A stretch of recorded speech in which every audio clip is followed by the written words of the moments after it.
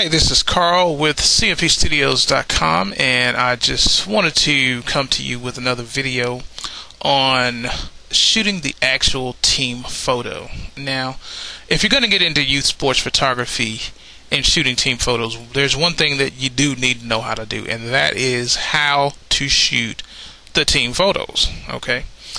The main thing that you want to try to do is communicate with the players and the coaches, and have a clear line of communication that you are the one in charge of the shoot. Okay, there will be times when parents, coaches, or even uncles and aunties will come in and try to pose the players for you, and this in general is just going to slow you down. Okay, so you just want to make that clear. Okay, and you can be nice about it. You just say, can you please please help me to get the kids situated how I need them to take the photo. That's pretty much all I say. Now when you're actually placing the kids for the photos, the main thing you want to do is you want to try to have I usually have 2 rows. Okay, if there's a lot of kids, I'll have 3, but if there's just a few, like on this basketball team here, I'll have 2 rows. And the front row really makes this look good. Okay, the better that they pose on the front row, the better your picture will look, because the back row, they're usually just standing there, and if they listen to you, then the back row looks good. Now, some of these girls were not listening to me on this particular shoot, and I'll have to instruct them to put their hands together like this, like they were running us on the back row, and then I'll reshoot the picture. Okay. When they kneel down on the front row, the main thing you want is this leg right here to be straight. Okay, a lot of kids will kneel down and they'll sit on their heel and all kind of stuff like that, and it just they have bad posture. And like this girl right here with her shoulders shrugged. Okay, you want to try to correct that when you if you catch that while you're shooting, you want to try to correct it and ask her, hey, get good posture, sit up, and have good posture for the picture. Okay, another thing, especially if they're girls, you want to ask them to smile. Okay, now many times you find that the coaches don't smile. Now with older kids, I'll usually put the coaches on the sides.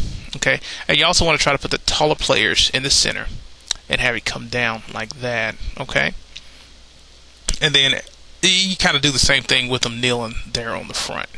Okay, let's take a look at another team photo here that I did a little bit differently. Okay, this is a younger baseball team, and I had all 3 coaches standing back. Okay, because they're head and shoulders taller than the kids. Okay, because they're so young. All right, and then I placed 5 players on the front, which is an odd number, and then I placed 4 players in back. And you want to have the players to try to get in between the gaps here. You want to try to avoid having their heads directly above them, like that right there. Okay, that really helps. And I try to do that in the back with the coaches, but the coaches, it was just a little bit more difficult just because of the size of the players. The players are really young and thin, and the coaches, they're grown men, and they're going to be have a lot broader shoulders, and it's just that was just the best I could do with that particular shot there. But now I did have them, instead of getting up on one knee, I had them kneel down and sit on their heels. Okay, and this is a little bit different approach, but because I was having some problems out of one of the kids posing, we just changed it up, and like I said, make the front row look good, and the rest of the picture, as long as you follow few rules there, it'll fall into place. It'll look pretty good.